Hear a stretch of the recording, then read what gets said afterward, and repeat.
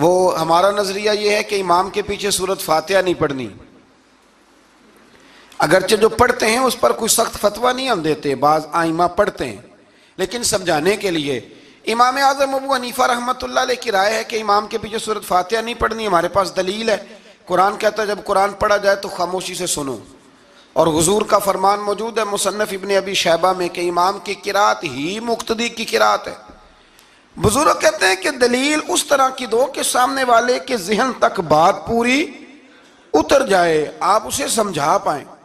امام صاحب نے جب یہ بات ارشاد فرمائی تو کچھ لوگ آپ سے مناظرہ کرنے آ گئے، 15-20 لوگ تھے، ایک ادھر سے بولتا پڑھنی چاہیے صورت امام کے پیچھے، ایک ادھر سے بولتا پڑھنی چاہیے، ایک ادھر سے بولتا۔ تو امام اعظم ابو حنیفہ فرمانے لگے تم سارے پڑھے لکھے لوگ ہو، یہ گفتگو کا طریقہ ہے؟ اس طرح بات کرتے ہیں کسی کے سامنے؟ میں اکیلا ہوں اور تم 15 لوگ ہو، کوئی ادھر سے بولتا ہے کوئی ادھر سے بولتا ہے، طریقہ کرو کوئی بات کا۔ وہ چپ کر گئے، کہنے لگے ویسے ٹھیک تو ہے، ہم تو غیر مہذب ہو گئے۔ تو امام صاحب کہنے لگے ایک بندے کو منتخب کرو، وہ میرے سامنے آئے۔ انہوں نے ایک بندہ منتخب کر لیا، وہ کہنے لگا جناب یہ ہمارا نمائندہ ہے، یہ اگر جیت گیا تو ہم سارے جیت گئے، یہ اگر ہار گیا تو ہم سارے۔ تو امام صاحب کہنے لگے کیوں منتخب کیا؟ کہنے لگے جی سارے بولیں گے تو سمجھ نہیں نہ آئے گی کوئی کیا کہہ رہا ہے، کوئی کیا کہہ رہا ہے، کوئی کہاں ہے کوئی کہاں ہے۔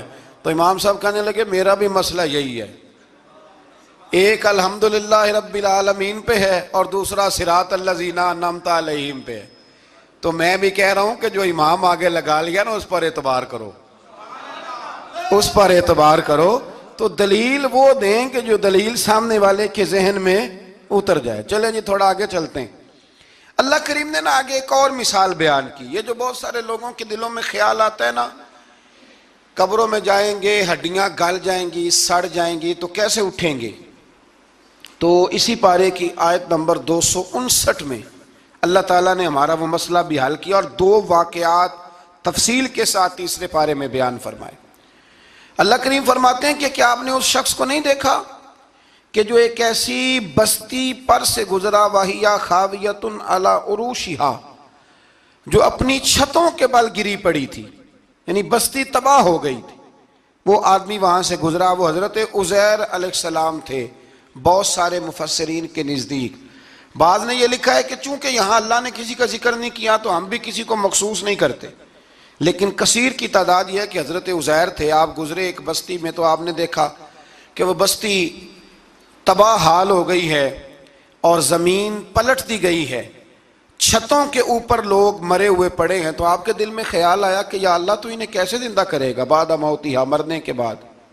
خیال آیا، اللہ کریم نے نا انہی پہ موت طاری کر دی، حضرت عزیر علیہ السلام پہ۔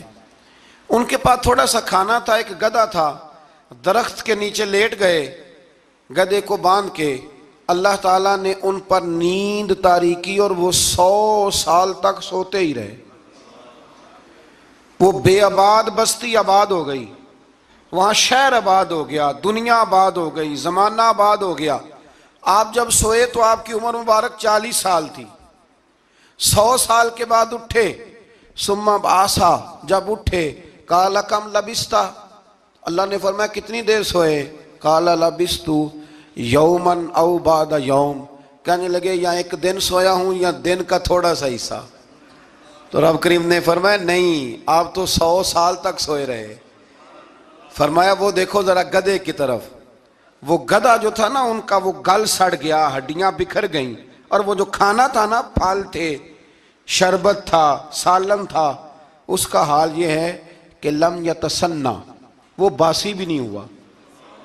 یہ ہے میرے رب کی قدرت، جس نے پہلے گل سڑ جانا تھا وہ باسی بھی نہیں ہوا، اور وہ گدھا اس کی ہڈیاں بھی بکھر گئیں۔ تو رب کریم نے فرمایا سمجھ آئی ہے میں مردے کیسے زندہ کروں گا؟ عرض کی یا اللہ ایسی سمجھ آئی ہے جو کبھی بھولے گی بھی نہیں۔ 100 سال تک سوئے رہے۔ یہ بڑا لطیف واقعہ ہے۔ حضرت عزیر علیہ السلام اٹھ کے نا تو اپنے گھر گئے تو کوئی پہچانتا ہی نہیں تھا۔ ایک بوڑھی اماں جس کی عمر بہت زیادہ ہو گئی تھی اس کو جا کے سلام لی تو آپ فرمانے لگے اس اماں سے یہ عزیر کا گھر ہے؟ تو اماں فرمانے لگی ہاں ہے تو عزیر کا، لیکن وہ تو 100 سال پہلے غائب ہوئے، دوبارہ آئے ہی نہیں۔ آپ فرمانے لگے اماں میں ہوں عزیر. اماں کہنے لگی کہ عزیر کی تو ہر دعا قبول ہوتی تھی، اگر آپ عزیر ہیں نا تو دعا کریں، میری ٹانگیں جواب دے گئی ہیں، آنکھوں سے نظر نہیں آتا، آپ دعا کریں، اگر آپ واقعی عزیر ہیں تو اللہ مجھے شفا دے دے گا. تو حضرت عزیر نے دعا کی تو رب نے انہیں شفا دے دی. حضرت عزیر کی عمر اس وقت بھی 40 سال تھی. حضرت عزیر کی عمر جب گئے تب بھی، واپس آئے تو، اور حضرت عزیر کا بیٹا ان سے ملا تو اس کی عمر 118 سال تھی. پوتے بھی بوڑھے تھے. لوگوں نے حضرت عزیر علیہ السلام سے کہا یہ کیا ہے؟ فرمانے لگے یہ میرے اللہ کی قدرت ہے، یہ میرے رب کی قدرت ہے. آج بھی آپ دیکھ لیں کہ کچھ لوگوں کے بال ساری زندگی سفید نہیں ہوتے، اور کچھ 17 سال کے 16 سال کے نوجوان ہیں تو سارا سال ان کا سفید ہو جاتا ہے. علامات وہ آ جاتی ہیں جو بوڑھوں میں ہوتی ہیں. تو اللہ تبارک و تعالیٰ نے فرمایا کہ یہ ہماری قدرت ہے، اس طرح کر کے ہم مردوں کو زندہ کریں گے. جب مومن قبروں سے اٹھیں گے نا، مومن آنکھ کھلے گی تو کہیں گے سویرا ہو گیا، جیسے ابھی سوئے تھے نا، کہیں گے دن چڑھ گیا. تو اللہ فرمائے گے ہاں دن بھی چڑھ گیا ہے اور رب رسول کے دیدار کا نظارہ بھی تمہیں دیا جائے گا. اٹھو، بڑی شاندار صبح ہوئی ہے. اور کافر جب اٹھے گا تو کہے گا اوہو اب میرے لیے کیا نئی سزا ہے. تو اس سے بالکل آگے متصل حضرت ابراہیم علیہ السلام کا وہ واقعہ اسی پارے میں ذکر کیا گیا ہے.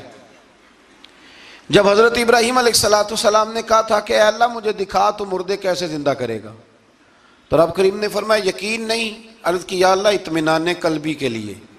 ایک علم الیقین ہوتا ہے، ایک عین الیقین ہوتا ہے، ایک حق الیقین ہوتا ہے. کہ یا اللہ میں اطمینان قلبی کے لیے. تو اللہ نے فرمایا 4 پرندے لے لو. حضرت ابراہیم علیہ السلام نے 4 پرندے لیے. کچھ نے لکھا ہے کوا تھا، مور تھا، مرغی تھی، کبوتر تھا، مختلف نام آئے. وہ 4 پرندے لیے، پھر ان کو ذبح کیا، پھر ان کا قیمہ بنایا، پھر گوشت ایک دوسرے میں مکس کیا، پھر 4 مختلف پہاڑیوں پہ رکھا. اللہ نے فرمایا مکس ہو گئے نا آپس میں، اب تم آواز دو. حضرت ابراہیم نے آواز دی اور رب نے زندگی دی. اور وہ پرندے اپنی ٹانگوں پر چلتے ہوئے حضرت ابراہیم کے پاس آ کے کھڑے ہوئے. تو فرمایا ابراہیم جس طرح ان کو زندہ کیا نا، اسی طرح پھر قبروں سے میں ہڈیاں بھی زندہ کر کے نکال دوں گا. میں ایک فلسفی کو پڑھ رہا تھا. یہ ہمارے جدید دور کے فلسفی بڑے عجیب باتیں کرتے ہیں. وہ کہتے ہیں جی ہوا ایسی چلتی ہے کہ انسان قبر میں ہوتا ہے تو ہڈیاں گل سڑ جاتی ہیں تو کوئی بھی نہیں بچتا. اور پھر آپ کہتے ہیں کہ کچھ کو عذاب ہوتا ہے، کچھ کو ثواب ہوتا ہے. تو قبر کے اندر جب مردے چلے گئے تو آپ یہ بھی کہتے ہیں بعض لوگ کہ ایک قبر سے 70 اٹھیں گے تو ایک کو عذاب ہو رہا ہے، ایک کو ثواب ہو رہا ہے. یہ کیا ماجرا ہے؟ ہمارے بزرگوں نے جواب دیا ہے. ہمارے بزرگوں نے یہ جواب دیا ہے کہ یہ ہوائیں، یہ فضائیں، یہ ساری اللہ کی قدرت ہے. ہر آدمی کو ٹھنڈ لگ جاتی ہے سردیوں کے موسم میں. میں نے کچھ ایسے بندے دیکھے ہیں، بلکہ کوئی مجھے کہے گا تو میں دکھا دوں گا، ساری سردیاں سویٹر نہیں پہنتے، پھر فوت ہو جاتے ہیں. اور کئیوں نے 6 پہنے ہوتے ہیں، پھر بھی دانت کے ساتھ دانت بج رہا ہوتا ہے. وہ کہتے ہیں توبہ توبہ بڑی ٹھنڈ ہے. یہ بھائی آب و ہوا ایک ہی ہے، لیکن وجود کے اثر قبول کرنے کے معاملات بھی اور ہی ہیں. یہی معاملہ قبر میں ہوگا. دیکھیں نا حضرت عزیر علیہ السلام کے گدھے نے بھی آب و ہوا لکھی اور کھانے نے بھی. تو گدھا گل سڑ گیا پر کھانا گلا سڑا. دوسری بات یہ کہ قبر میں بندے اکٹھے ہیں تو کسی کو عذاب تو کسی کو ثواب. تو امام جلال الدین سیوطی رحمۃ اللہ علیہ فرماتے ہیں 2 بھائی اگر ایک پلنگ پہ سوئے ہوں تو ایک خواب میں لاہور ہوتا ہے، دوسرا پشاور ہوتا ہے. سوئے کہاں ہوتے ہیں؟ اکٹھے ایک پلنگ پہ. وہ ایک کہتا ہے میں رات کو لاہور تھا، اور دوسرا کہتا ہے نہیں تو غلط کہہ رہا ہے میں تو پشاور تھا. تو ہوتے کہاں ہیں؟ تو اگر ایک جگہ پہ آپ موجود ہیں اور اللہ تبارک و تعالیٰ نے آپ کو روحانی طور پر کہیں کا کہیں پہنچا دیا ہے، تو اسی طرح قبروں میں بھی اگر کسی کو عذاب ہوگا تو ہو ہی جائے گا، اللہ معاف کرے. اور اگر کسی پہ رحمت ہوگی تو وہ بھی انشاءاللہ ہو ہی جائے گی. تھوڑا سا آگے بڑھتے ہیں. پھر اللہ تبارک و تعالیٰ نے نا اپنی راہ میں خرچ کرنے کی بات ارشاد فرمائی. فرمایا اگر تم میری راہ میں خرچ کرو گے تو میں تمہیں 700 گنا کر کے واپس کروں گا. اللہ کی راہ میں خرچ کریں گے تو کتنا ملے گا؟ یہاں بھی معاملہ یقین کرنے کا ہے. قوم کو یقین آ جانا کہ ڈبل ہو جائیں گے تو ساری قوم لٹ جاتی ہے. اگر اتنا یقین ہو جائے نا ڈبل ہو جائیں گے تو لٹ جاتی ہے. تو اگر یہ بھی یقین ہو جائے نا کہ 700 گنا ہو جائیں گے تو پھر بھی میرا خیال یہ ہے کہ قوم لٹنے کو تیار ہو سکتی ہے. لیکن وہاں لٹ کے برباد ہوتے ہیں. رب رسول کے رستے میں لٹیں گے تو آنے والی نسلوں کو بھی اللہ آباد فرما دے گا, اللہ آباد کر دے گا آنے والی نسلوں کو. تو میرے دوستو تھوڑا سا آگے جب ہم اس پارے میں چلتے ہیں تو اللہ تبارک و تعالیٰ نے 2 باتیں ارشاد فرمائیں. ایک تو ارشاد فرمایا کہ شیطان تمہیں نا 2 چیزوں کے بارے میں اکثر ورگلاتا ہے. ایک تمہیں کہتا ہے کہ کنجوسی کرو, فقر تنگ دستی ہو جائے گی اگر خرچ کرو گے, اور دوسرا تمہیں کہتا ہے بے حیائی کرو. اللہ نے فرمایا یہ 2 کام تم نے کرنے نہیں, نہ تم نے بخل کرنا ہے اور نہ تم نے بے حیائی کرنی. اور پھر آگے جا کے ارشاد فرمایا کہ دانائی بڑی حکمت ہے, عقل مندی بڑی حکمت ہے, زندگی دانائی سے گزارو. یؤتی الحکمت من یشاء, اللہ جسے چاہتا ہے حکمت عطا کرتا ہے. ومن یؤت الحکمت فقد اوتی خیرا کثیرا, اور جسے اللہ نے دانائی دی نا عقل, اللہ فرماتا ہے اسے ہم نے خیر کثیر عطا کی. کام سارے ہی ہو جاتے ہیں پر جو عقل کے ذریعے کیا جائے نا, شیخ سعدی نے کہا تھا اگر تیرے پاس 1 من علم ہے نا تو 10 من عقل کی بھی ضرورت ہے, پھر وہ علم آگے پہنچتا ہے. 10 من 1 من شعور کے ساتھ, دانائی کے ساتھ. میرے نبی کریم علیہ السلام نے نا بڑی دانائی کے ساتھ دین پھیلایا ہے, بڑی حکمت کے ساتھ, بڑی خوبصورتی کے ساتھ. حضور نے, ایک شخص نے آ کے کہا یا رسول اللہ صلی اللہ تعالیٰ علیہ وسلم میں 5 نمازیں نہیں پڑھ سکتا, 2 پڑھوں گا. تو صحابہ کہتے ہیں ہمارے دل میں خیال آیا کیسے اجازت ملے گی, نماز تو فرض عین ہے, ہر نماز کی ہر رکعت کا ہر سجدہ فرض ہے, اور یہ پوری 3 نمازوں کی چھٹی مانگ رہا ہے.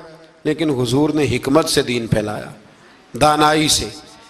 مسند امام احمد بن حنبل میں موجود ہے, حضور نے فرمایا اگر 2 نمازیں پڑھو گے 3 نہ پڑھو گے تو کلمہ تو پڑھ لو گے نا دل سے.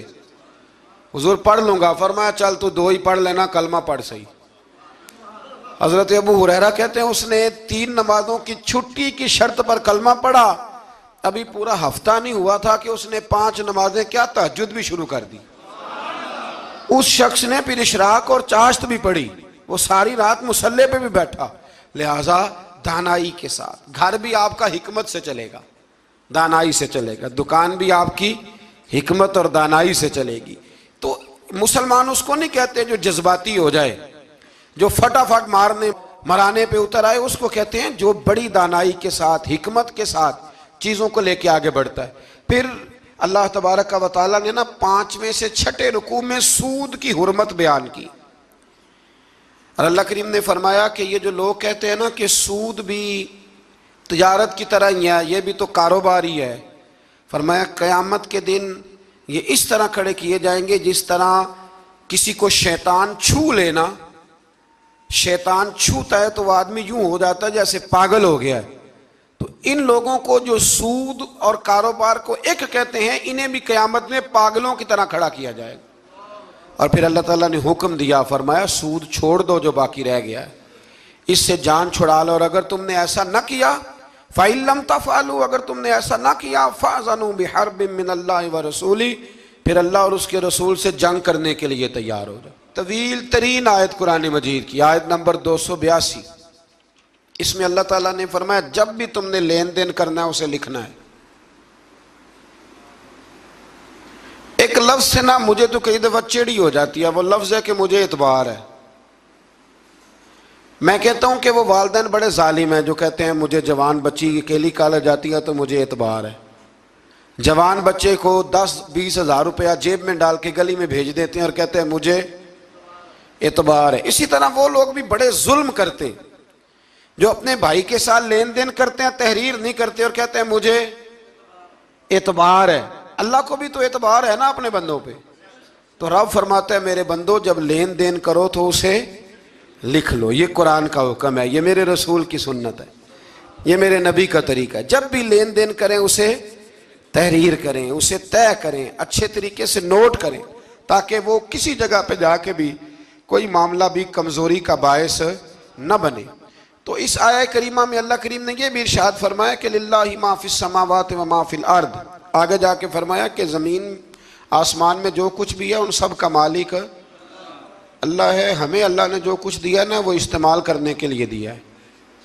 اگر ہم مالک ہوتے تو قیامت میں حساب نہ دیتے، مالکوں نے کبھی حساب نہیں دیا، حساب تو منشی دیتے ہیں۔ اللہ نے ہمیں استعمال کرنے کے لیے چیزیں دی ہیں، اس لیے اللہ فرماتا ہے ثم لتسألن یومئذ عن النعیم، قیامت میں نا میں تم سے ایک ایک نعمت کے بارے میں سوال کروں گا۔ تو یہ ساری امانتیں ہیں اللہ کی، جتنا کچھ ہمارے پاس ہے، وہ کوئی بھی صلاحیت ہو، کوئی بھی قوت ہو، تو اس کو صحیح صحیح استعمال کریں امانت کو۔ پھر میرے عزیز، اللہ تبارک و تعالیٰ نے نا اس سورہ مبارکہ کے آخر میں ہمیں ایک دعا سکھائی ہے، وہ بڑی شاندار دعا ہے، ہر چیز طلب کرتی ہے کہ اس کو پڑھا جائے، دیکھا جائے، پر اس دعا کے آخری لفظ یہ ہیں واعف عنا، اللہ ہم سے درگزر فرما، اور آخری لفظ یہ ہیں کہ واغفر لنا، اللہ ہمیں بخش دے، وارحمنا، اور اللہ ہم پہ رحم فرما، اس لیے کہ انت مولانا، تو ہی ہمارا مددگار ہے، فانصرنا علی القوم الکافرین، اللہ کافروں کے مقابلے ہمیں ہماری مدد فرما۔ انسانی تربیت کے لیے، تکمیل اخلاق کے لیے، بندہ مومن کی کردار سازی کے لیے، افکار و نظریات کو رجوع الی اللہ کا سبق دینے کے لیے جو انداز قرآن مجید نے اختیار فرمایا ہے وہ حکیمانہ بھی ہے، مؤثر بھی ہے، اور بہت جلد سمجھ آنے والا بھی۔ انسان کے ذہن و فکر میں جتنی چیزیں ابھر سکتی ہیں ان سب کے جوابات بھی، اس کو اپنی تعمیر کے لیے کن چیزوں